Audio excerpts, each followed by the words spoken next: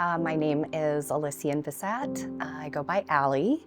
I am the Chief Administrative Officer for Expedited Service Partners. That means that I help out where I can. I work very closely with the financial team as well as doing payroll and sales tax.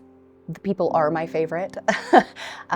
We just have a really great group of people that are down to earth, who work very, very hard.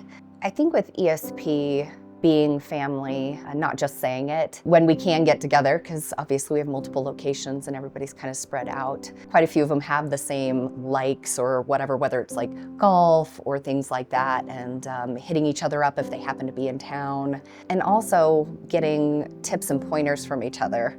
Obviously coming from the fitness world, people call and be like, well, what should I do? Or, Chris and his supplements as well, and it's helped people quite a bit that are on the team.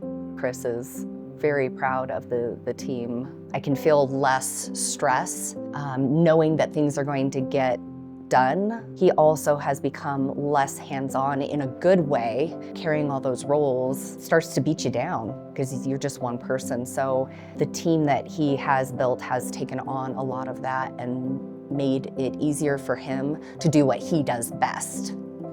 Does Chris ever clock out? No, no, he doesn't.